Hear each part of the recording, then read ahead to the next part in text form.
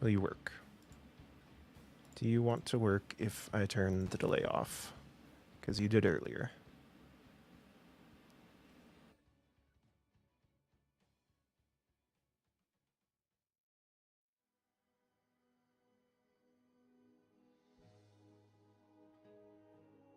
Okay, so it's live when the delay is turned off. What happens if I reduce it? So technically, okay. Everybody who's watching has no context here. I've been trying to get the stream working.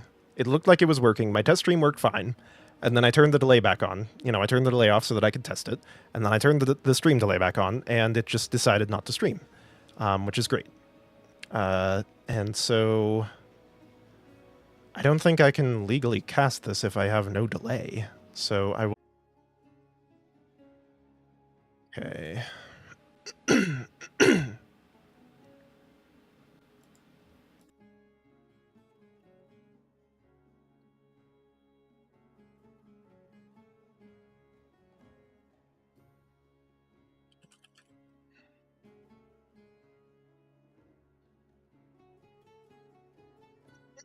Okay. Are you going to actually start? Let's hope. Let's hope and pray that you work this time. I wish I knew why it would just not connect. Why would turning the delay off and on make a difference? Okay. It looks like it's working. Okay. Looks like it's working.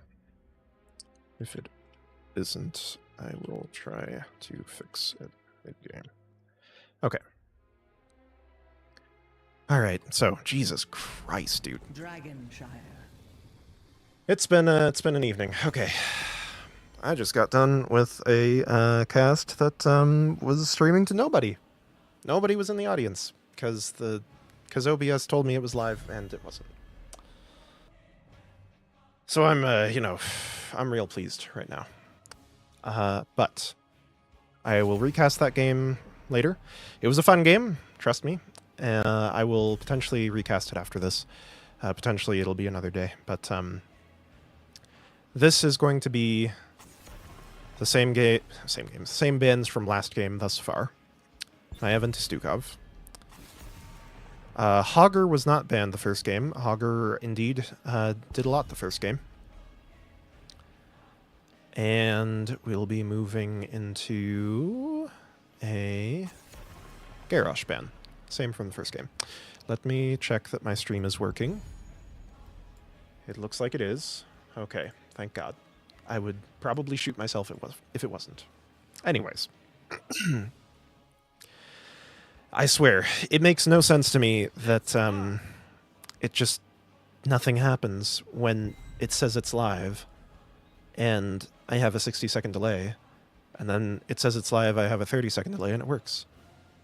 Makes no sense. Nothing is different. But what is different is a Falstad on this map. Falstad was not seen prior, but Lucio and ETC both were. Lucio was banned last game, and so that is going to be a priority pick out of Randy Newman, it looks like. But ETC was played in the first game to quite a decent effect. And in the first game, we saw Double Bruiser coming out of the side of Heavy Greg. I don't know if it's a spoiler to say what happened in the first game or not. When I cast it, I will stitch this together as a YouTube video that actually goes in chronological order between games. But given the fact that we can see Heavy Greg won there, of course, that's going to be quite obvious to anybody watching. Either way, Double Bruiser worked out very well for them in the first game. It was a Hogger and Imperious. So if they want to go for the Hogger again, well, they can't. But if they want to go for the Imperious again, as I was trying to say, it might work pretty well here. Johanna and Anduin were both played in the first game, and they had limited success on them. There were some pretty good pulls, but ultimately, Heavy Greg was able to aggress more than what the pull cooldown could save them from on the side of Psistorm Dragoons. So, we're going to be having A Blaze Ban again, I believe that's the same as what they did in the first game from Heavy Greg. And then Dragoons are going to respond with Dahaka. I believe Synthesis has been playing a fair amount of Dahaka throughout the previous season. I don't know how much he's played it during this one, but he won't be playing it here. It might be a comfort pick for him on the map. Certainly is a viable pick on here because of the bushes right around the shrines.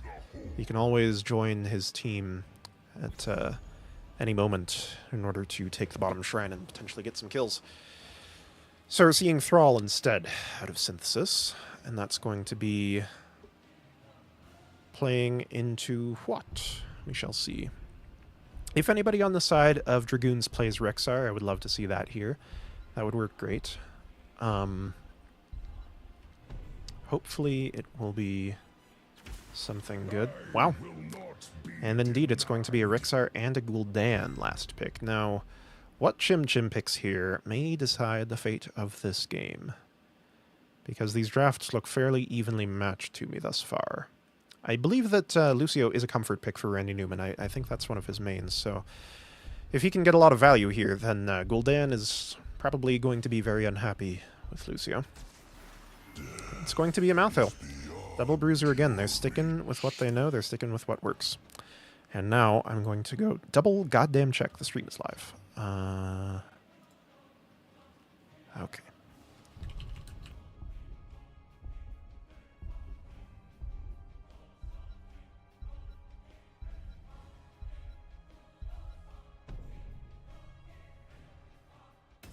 Okay. Everything appears to be working. And again, I swear to God, the only thing that I changed was the delay, okay? I don't know why that changed things. I don't know why that made it work. Okay, it makes no sense. Maybe it's not allocating enough RAM? I think it uses RAM. Or maybe it uses VRAM. I don't remember where the delay is stored, but who knows. I'll have to do some soul searching and some web searching after this. Prepare for combat. All right, so we're going to be having on the left-hand side Heavy Greg moving in again. They want to 2-0 this. They want to take the victory. Corrosive already starting off strongly, as well as Junkrat. We already want to see the beast up. Also, I feel like this is louder than it was before. Anyways. 10 seconds. On the left-hand side, Thrall is going to be played by Synthesis, Lucio by Randy Newman, Chim Chim is on Malthael, Corrosive playing ETC, and Junkrat being played by Sith. And then on the right-hand side, we're going to be having Falstad being played by Pina Colada, Muidar playing Rexar, Chaos Pigeon on Johanna, Anduin being played by Cyan, and Ice Cream Love on Gul'dan this game. He likes his artillery backline assassins. So immediately, we're seeing Randy Newman pressuring the Johanna. Her trade is down, but I don't know how much damage they have from the side of Heavy Greg here to contest that. So it's going to be Malthael matching Rexar up here in the off lane, while Thrall stays with the team. He's not stacking Crash, which would have been the bold play, the big cojones play. But sadly, he does not want to go for that. A little bit of skirmishing in mid, but nothing too exciting thus far. Gul'dan's going to get CC'd. I don't believe that anything is going to come of that. Team gets split across all three walls. Love to see it. And we're just soaking for now. Nothing of note. Nobody's moving on to the camp yet. Nobody was ready to grab the camp right as it spawned at 1 minute, like they were in the last game. Hogger was ready and waiting for that Knoll camp almost every time it was up. But we're seeing Malthael moving in here on the Bruiser camp. And Junkrat is now starting the siege. For now, Synthesis is left soaking. We might be missing some soak up top. Looks like nothing has been missed yet. So Malthael got the wave clear advantage. And he shouldn't end up missing any soak up there. But yeah, so Bruiser camp is going to get grabbed for Heavy Greg and not for Dragoons. That's going to be a definite advantage. But if Chim Chim messes up here and gets ganked, it would be bad. But the stun was used too early, I think.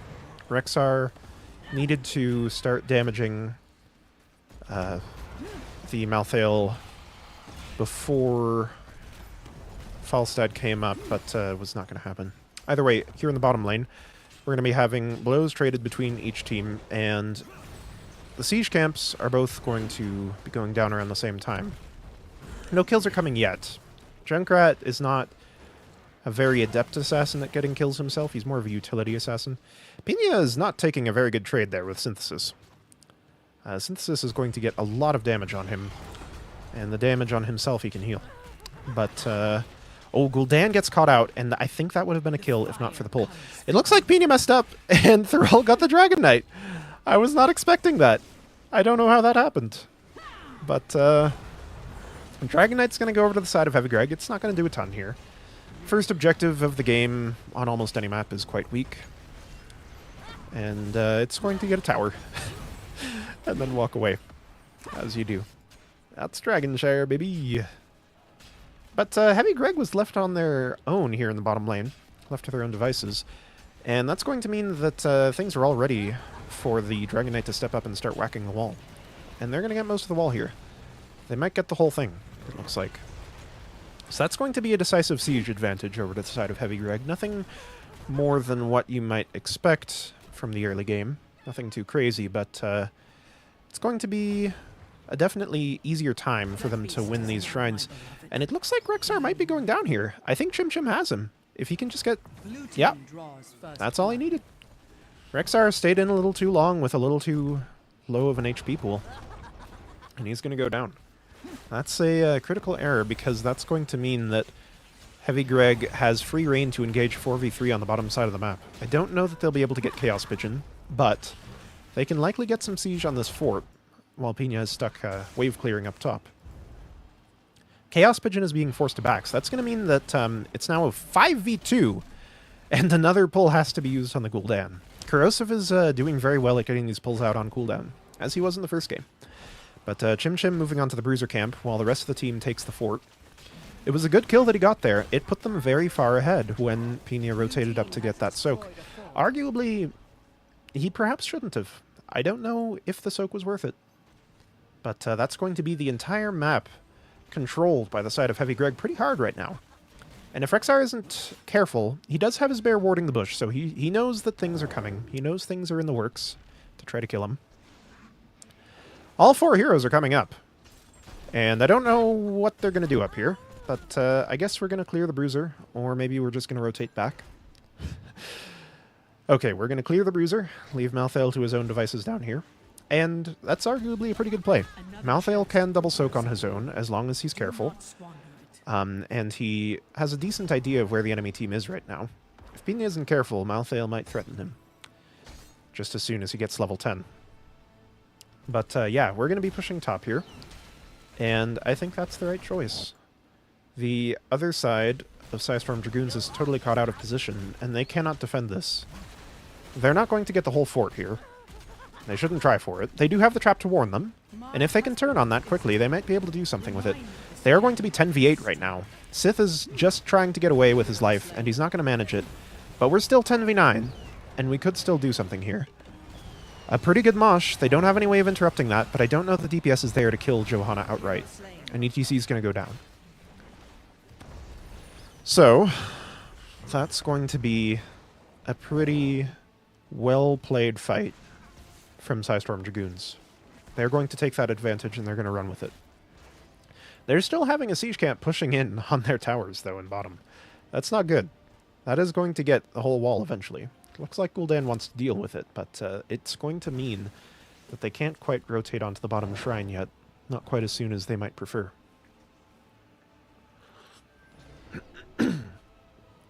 So, as things reset on the map, Thrall is going to be taking the top shrine here, and we're attempting for the Dragon Knight with Sith, and I believe he's going to get it. There's, yeah, nothing that the enemy team can do. I'm not sure what that to my side was supposed to accomplish, but yeah, Rexar's going to die for his troubles.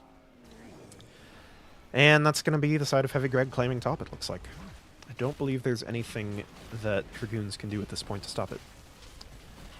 But yeah, so Chim Chim does not have last rights. He can't threaten Pina too much right now. But Pina still needs to play carefully. Blue team has destroyed The entire side of Dragoons just wants to hold mid.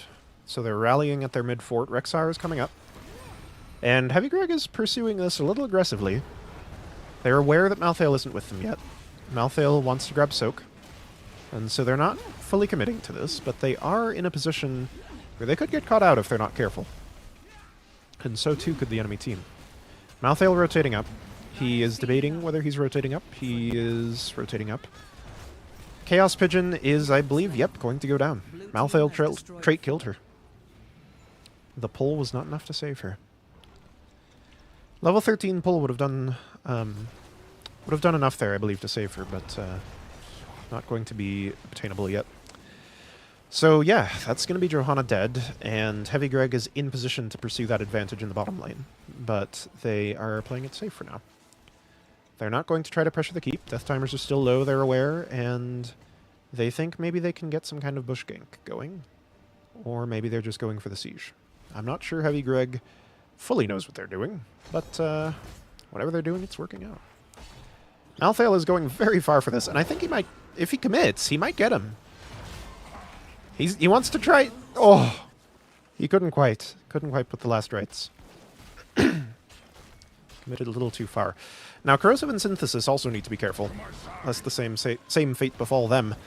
But Lucio is nowhere near. I think that Dragoons could have punished that if they had pursued a little harder, especially after they committed the Rexar ult to it. I believe that they should have tried to pursue them out of there, but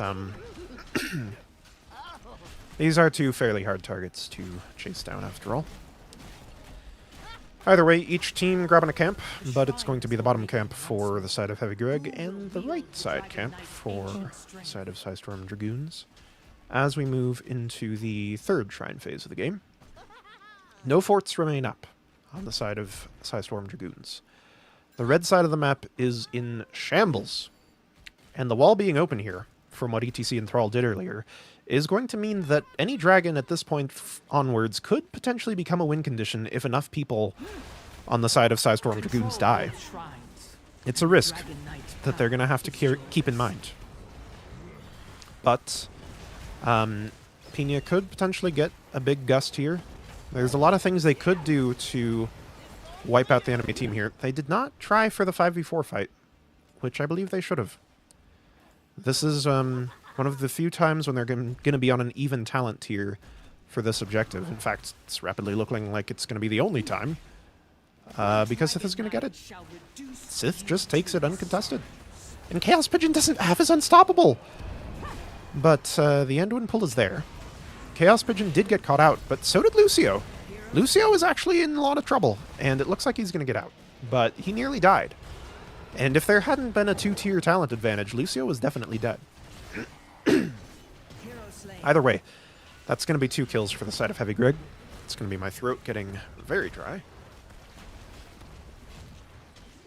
And they want to claim their first keep, but I don't know if they can.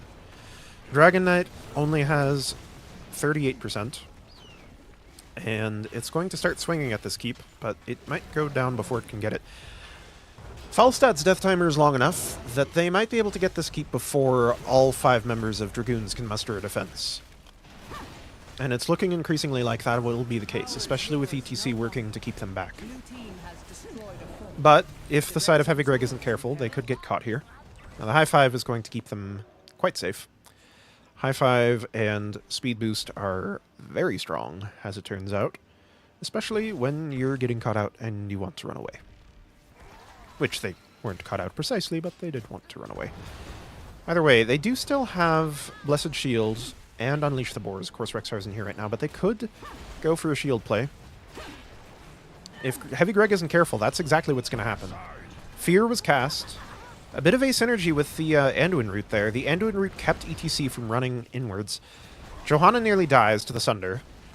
But that was a pretty good gust. Synthesis is going to be in pain, but Lucio runs away again. Gets out scot-free. Gets his whole team out scot-free. Just Lucio things. It's looking increasingly like the Lucio was a really, really good ban in Game 1, but of course the Hogger did just as much, so Psistorm Dragoons would appear to be caught between a rock and a hard place, so to speak. Either way, I think I've said that entirely too much this game. Either way. Yeah, that's going to be a light bomb hitting nothing. I believe that Thrall was cleansed there out of the Anduin meat. It won't be long before the But, shrines are ready for the yeah, Heavy Greg wants to keep pursuing their advantage. They know Falstad's top.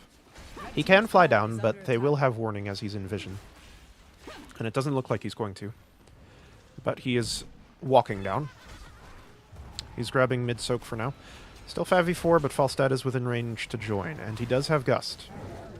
All of the ults are up on the side of Heavy Greg. Majority of them are up on the other team's side. So either team could choose to engage heavily here. ETC wanted to, but he slid right through the Johanna shield. And both teams are just sizing each other up. Heavy Greg is finally going to back off. As they arguably should have done the moment a mercenary camp came up, and or the objective, but they're getting the objective now. We will see if this one goes over to them as easily as did the last three. But yeah, Pina needs to be careful. Chim Chim can very easily 1v1 him if he gets his mark on him.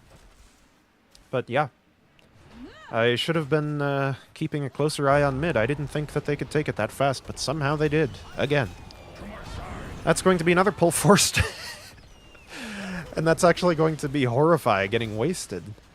I'm not sure if Lucio knew the Horrify was coming or not, but despite the Johanna getting pulled out of the mosh, he wanted it to keep going. He high-fived it, and Horrify did nothing. That's going to be the bottom keep going down for the side of Psistorm Dragoons. And Heavy Greg still has all their structures. Johanna's going to go down. Bombs away did not go off. Johanna interrupted it, I believe. But yeah, that's 4v3.5 right now. Right?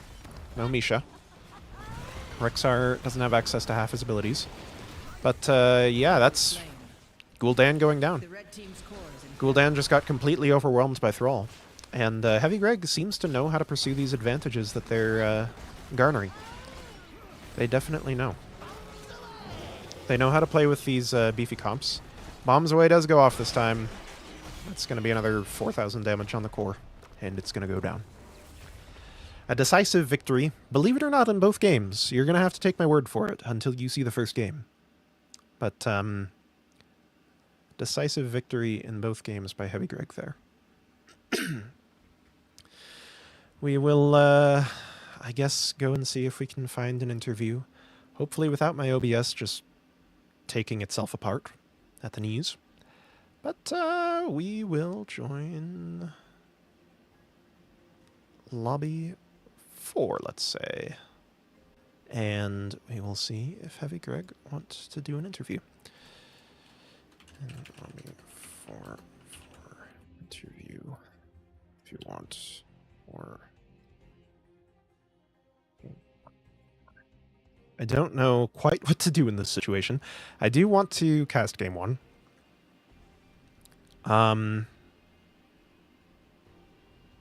And I did cast game 1. But I don't want to deprive Heavy Greg of that experience. Do I actually have the replay? Well, I don't know. We'll see.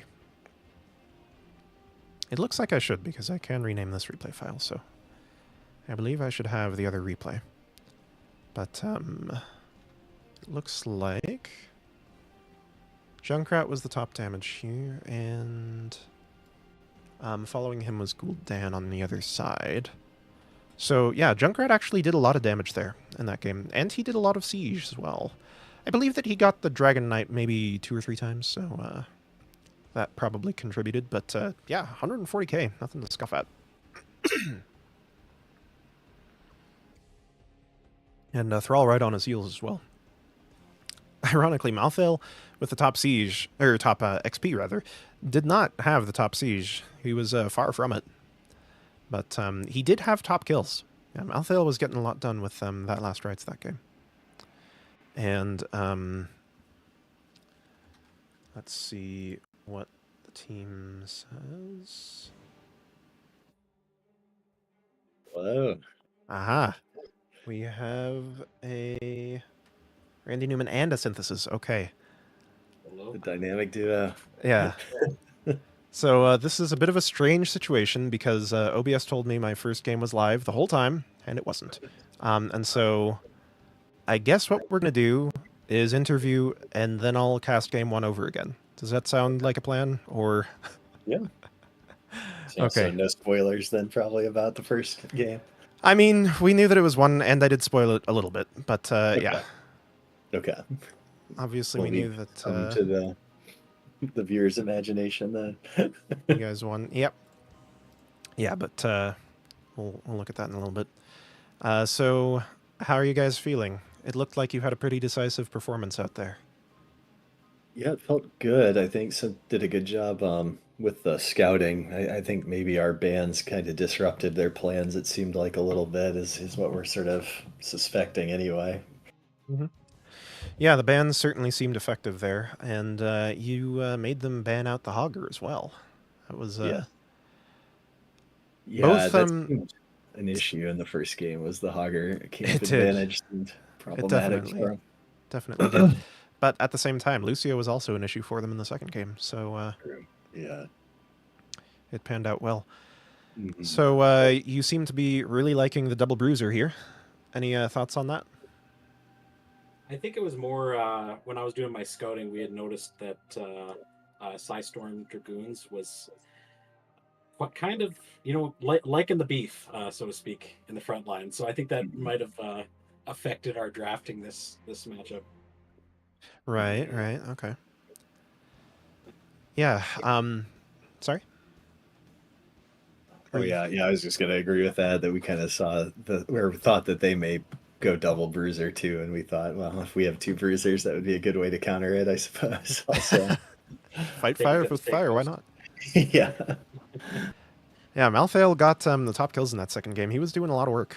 He was putting yeah, in the hours. But let's see what else. I don't know how much I can ask you about game one. okay, yeah, um, I was surprised at how easy it was for you guys to get Dragon Knights in game two. There, it seemed yeah, like you had the position for it quite a lot.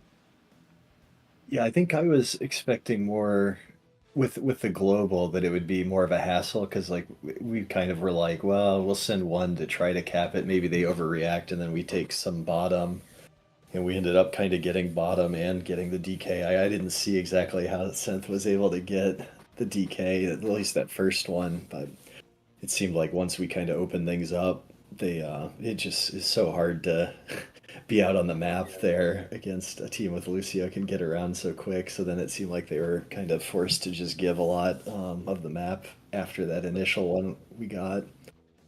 The full stat was giving me trouble for a bit, but the queues kind of added up after a little while. He did try to fly in to cancel it, but he almost got it, but we got the channel off.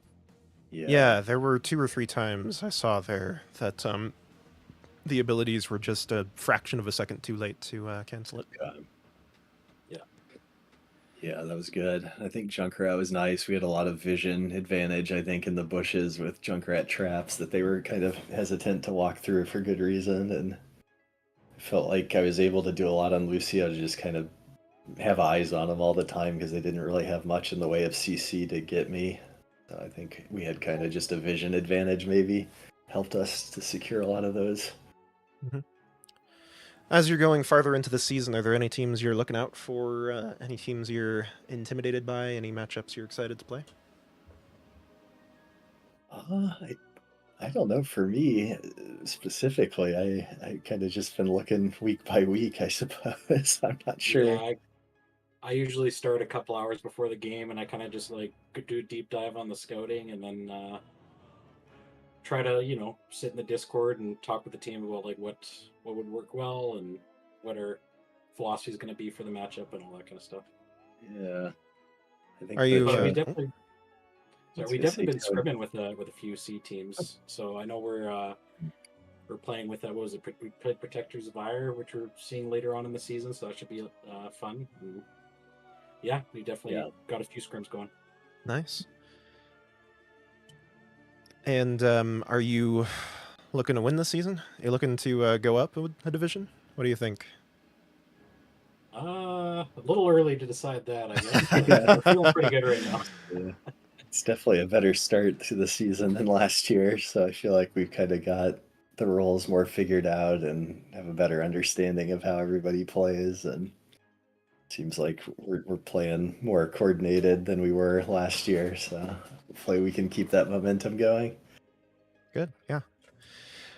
All right, well, I think that's all the questions I have. Are there any shout outs you'd like to give? Well, we should shout out to our amazing coach who No prepared way. us well for these games here.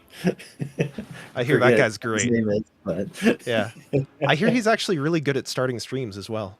yeah, yeah, yeah. He sees everything in the games. um, yeah, well, thanks to NGS for putting these on. It's always fun to play these coordinated games like this. I really like the sort of chess match involved and scouting and trying to game plan throughout the week. And yeah, it's thanks to our opponents who I think played really well against us. It's always fun to face different styles, and we were brainstorming a lot the double bruiser, how we're going to deal with it. So that's kind of fun tactics to figure out that you just can't get in quick match or storm league and things like this. So it's always really Yeah, we were fun. definitely scared of the Wombo, that's for sure. Yeah, yeah, yeah. Yeah, they definitely made us nervous with like possibly light bomb falling sword and gravo bombs. It's like, oh god, Toronto, we're about to get absolutely destroyed here. So, yeah, fun games though. Yeah. Who else are we missing? Anybody else? Thanks to you for casting and coaching. I suppose the double thanks. And good luck with the trying to get the replay cast going. Hopefully that's no problem. We can send you the replay of the first one. I believe I should have them, but Synth already sent me them as well. Okay, perfect. Sounds good. Well, thanks for casting. We'll probably jump in there and watch the replay of the first game, I suppose. Yeah. I'm sorry about all the issues tonight. I promise everything looked like it was going to be okay, and then it all went to hell.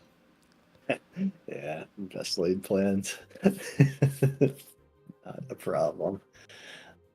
All right. Well, All right. take care and enjoy the cast. Yeah. Yeah. All right. And we'll see you guys Yeah. later. Again. All right. Bye. All right. So, yeah. Heavy Greg wins 2-0. Decisive victory against Psistorm Dragoons. And mostly, I'm just happy to see Pina Colada lose. But that aside, let's see if I can get this thing working. Let's move to the screen. Hold on here. So it would have been that, I believe, and that should work. Okay, that screen. There we go. That was not the right one. Okay, so I'm going to move to that screen, and you can watch that while I figure this out. So that should have gone in here, I believe. Yeah, okay. All right, I've got the first match here. The only thing is, I don't know if I can... I think I've seen casters do it, but I don't know if I can hide the play pause thing. Hopefully I should have the right replay interface selected. Can I hide it? Is there any way? Shouldn't there be?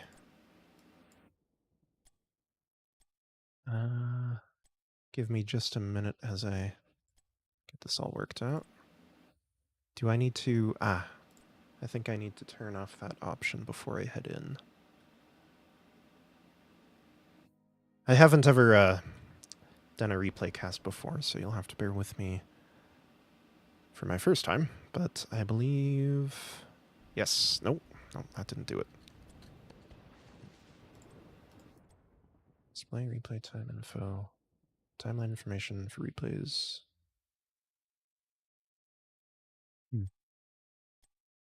There should be a way to turn it off, I would imagine.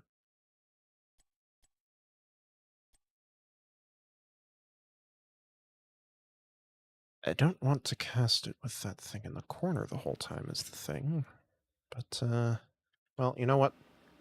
This is already scuffed enough. We're just going to go for it. That's the wrong screen. Jesus. All right. So ignore the time bar in the corner. You know, it's there, and I don't know how to turn it off. I think there's a way, but the option doesn't seem to be working.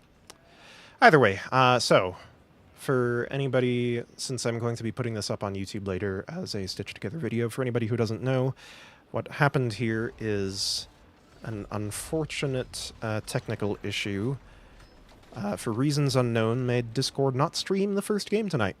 So what we're doing is we're going into the replay and rewatching it, recasting it. And I will put this up on YouTube later. But on the left-hand side, in game number 1 here, we're going to be having Heavy Greg with Imperius on Synthesis. Oh, you know, that's a spoiler, isn't it, for me to have that up? Already scuffed. Imperius being played by Synthesis, Hogger being played by Chim Chim, Randy Newman on Tyrande, Corrosive on ETC, and Kael'thas being played by Sith. And nothing too exciting is going to be happening here in the first skirmish. So on the right-hand side, Chaos Pigeon on Johanna, Scion on Anduin, Ice Cream Love on Chromie, Vala being played by Pina Colada, and we're going to be having Muidar on Gazlo. So, as we move into the laning phase, it looks like Heavy Greg sent both of their bruisers immediately to the lanes. No waiting around for them. But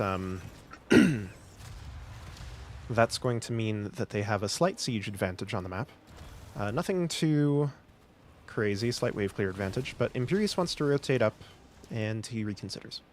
Never mind. But we're having Hogger immediately moving onto the siege camp ahead of the enemy team. And so that's going to mean that, seeing as he gets it faster than any of these people can as well, they're going to have their siege camp out on the side of Heavy Greg a good 20 seconds faster, I believe. 10, 20 seconds. But yeah, Johanna harassing Imperius a little bit at the bottom of the map, not accomplishing a ton. Chromie also getting harassed by Imperius. And Kael'thas moves up to help out with the soak, and then as the Hogger camp moves in, Hogger goes back to lane. He beat his brothers up, and out he goes. But yeah. So as mentioned, the siege camp for the side of Psistorm Dragoons coming out much later than the side of Heavy Greg, and that's going to mean that they're going to be able to push in a little bit here. It's going to be 3v3, and they're aware of that. They can see Gazlo and Chromie showing on the map. So they're aware that they can step up here, punish the Johanna a little bit. ETC does knock her out of the Tyrande stun, which is unfortunate, but yeah, she's still going to be chunked. She's still going to be low HP, and I believe that Heavy Greg should be able to clear this camp up without much issue. Vala nearly could have gone down there.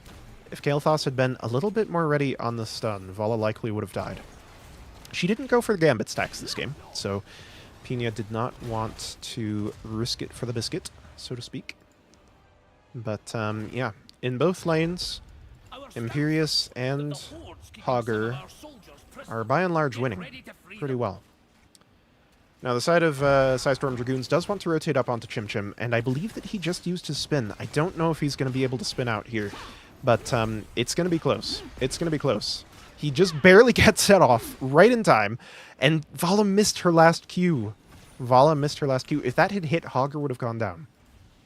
And yes, I am having to pretend like I don't know what's going to happen here. But either way, that's going to be the null camp move, or whatever, the thing camp, siege camp, moved on to by Tyrande again very quickly, and Hogger's following her to assist. Meanwhile, the null camp on the right side of the map is not even being touched at all. Not yet. Vala's rotating towards it now, but I believe this camp is even going to be finished before Vala starts. Imperius got a lot of Johanna's HP on bottom lane, and Kael'thas still handling the soak on top while Hogger's not there. ETC is harassing just a little bit in middle lane.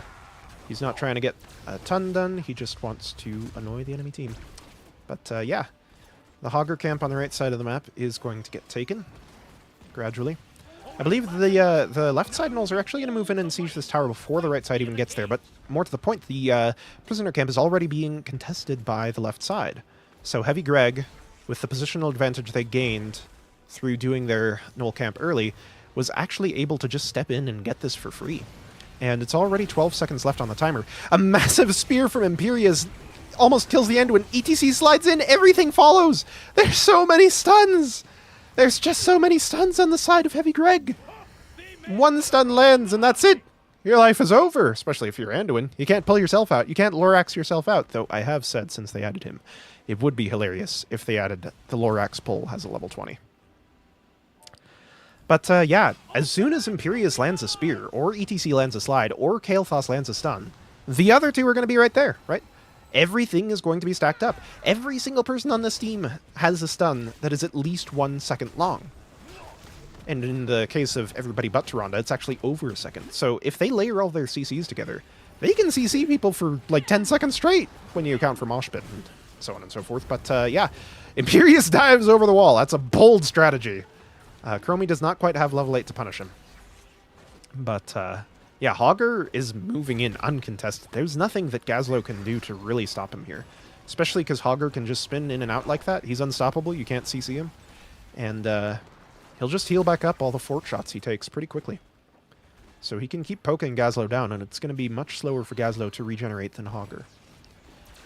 Now, the red team is going to be moving down to the bottom side of the map. Looks like they kind of want to catch Imperius out. I don't know that that's going to happen.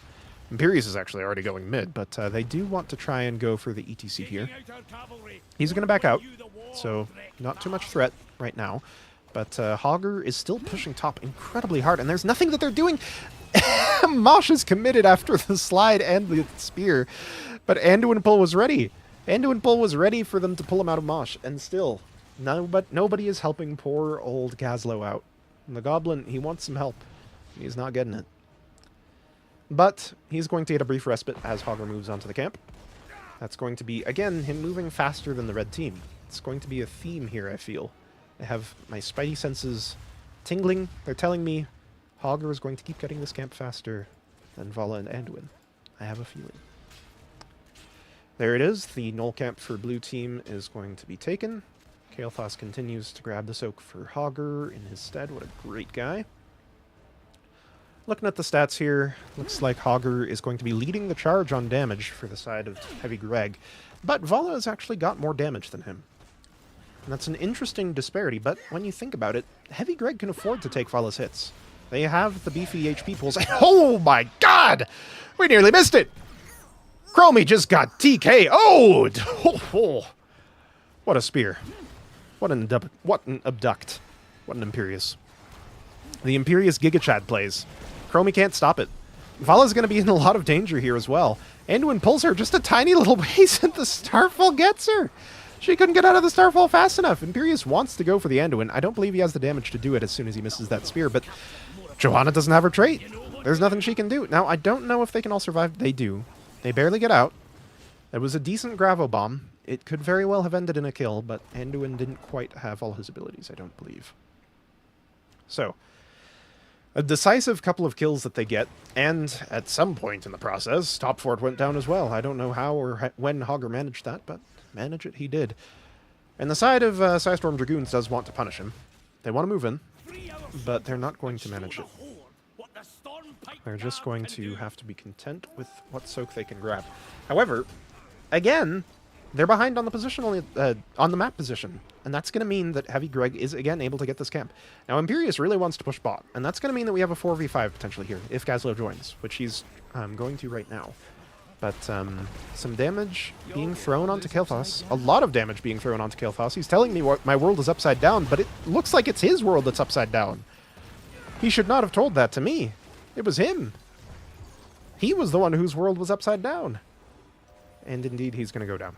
But yeah, pretty good plays out of the Vala and the Chromie there. They recognized what the vulnerable target was, and they focused him down. I believe that Vala actually had a pretty good Rain of Vengeance there that potentially allowed Chastise to connect or something. But yeah, Kael'thas, not much he could do. I believe that he actually just barely finished Mana Addict right as he died.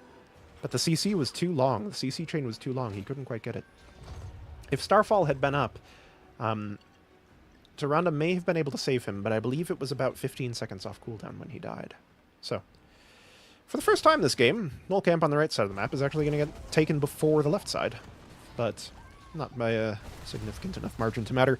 And we're also out of the phase of the game where that matters that much. course, as we move into the later phases, when the cores open up, the null camps can become very relevant. But for now, the cavalry is the more pressing concern for both teams. They get the siege camp for the XP it requires. ETC is very scared. He's taken a lot. That was a good time trap. Time trap was in a great spot, and everything catches him. Everything catches him. But a decent stun by the Kael'thas, followed up by a good Imperious Spear. And oh my god, it goes right through! Kael'thas is going to get the Johanna kill before Imperious casts his charge, and the Hogger spin is incredible! Look at Chim Chim go! Chim Chim, he still has his ult. He didn't even need it! He just spun right through the enemy team. That was an incredible engage by the Imperious and the Kael'thas. Kael'thas just throwing out what abilities he could land, but Imperious and Hogger knew how to follow that up. They knew how, when, and where to follow that up. I don't quite know what just happened to the boss there, but anyways, yes, that was an incredible fight from the side of Heavy Greg there.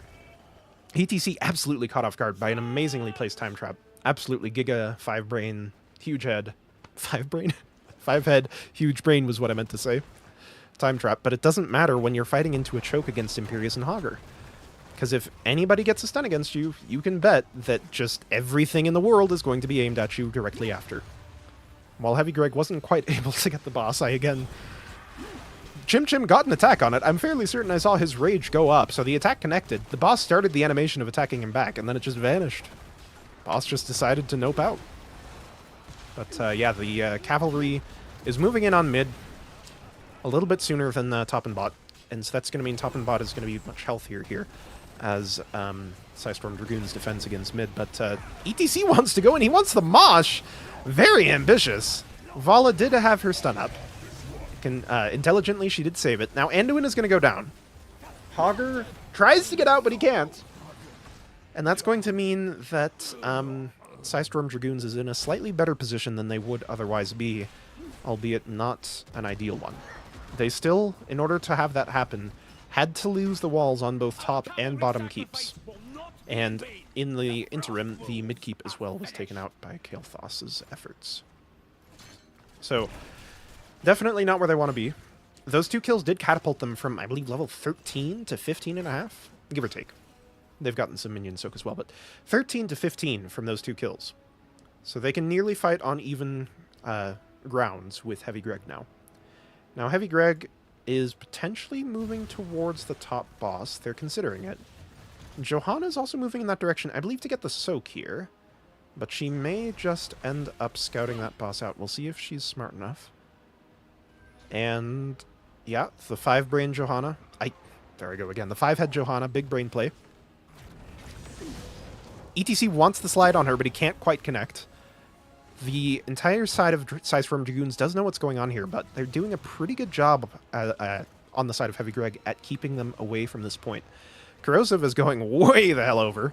Chromie has time loop. He needs to be a little careful. But this boss is steadily going down. Hogger has a good spin. It's not infinite, but he had a good spin. The boss is going down quickly. Tyranda's just DPSing it the whole time. She says, team, I've got your back. I'm just going to right-click this. I'm going to dish out heals. Corrosive is going to get time trap looped. My world is again upside down, but Imperious goes in with a good spear. He has a lot of damage. He gets the teleport off. Imperious is on 3. Johanna's by herself. Imperious gets another spear. He kills Gazlo, maybe. He kills Anduin first. Maybe. Perhaps. Okay, Imperious kills none of them, but Imperious results in all 3 of those kills. Imperious just killed their whole team by himself. It's insane. And Johanna just left out to dry. There's nothing her team could do for her. Imperious was too busy killing them. And so that's going to mean that the side of Heavy Greg moves in on this keep. They're going to get it. Definitely. And the question is, can they end? Can they end? Because this boss, it's very healthy. And all 5 of the enemy team are still dead. Vala's coming up. Johanna's coming up. I believe Vala stepped out a little too far there. I think she could have died, but Corrosive didn't want to go for it. He just wants to go for the stall play, and that's reasonable. If that Iron Skin hadn't gotten pressed right there, Johanna would have been definitely dead. But the side of Heavy Greg is losing a lot of hit points. They're taking a lot of damage here. Kael'thas is moving in with some good stuns. And Corrosive is trying to keep his team safe as best he can. Randy Newman just DPSing the core in the back. Again, and oh my god, the boss kills 2 of them! The boss gets a double kill! And that's going to be the end of the game. That was a close run thing. Close run thing. But yeah, Kael'thas managed to get 2 stuns right in the boss pit. And that's going to mean that the boss gets everything. Everything is gotten by the side of Heavy Greg. And they win map 1. And then we'll head into map 2 in the video. But we will see what happens in map 2 after this break. Alright, anyways. That's the end of the video. So for anybody who's still here, I tried to keep my energy intact. I had a pretty good memory of how I casted that first game, so that's almost identical. You got an almost identical show, so I hope you're happy with yourselves. I hope you're pleased with yourselves, but yeah. I'm gonna do some heavy soul searching on what the hell is going on with OBS, because I don't know why changing the delay would make a difference.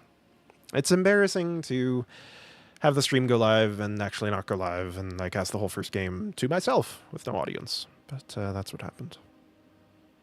Either way, I will probably cast some more Heavy Greg games in the future. I may, try to cast them and not. I don't believe any future ones are scheduled as yet, but my team Heavy Hitters has a game this Saturday at 8 p.m. on September 2nd, so I would love to see you there.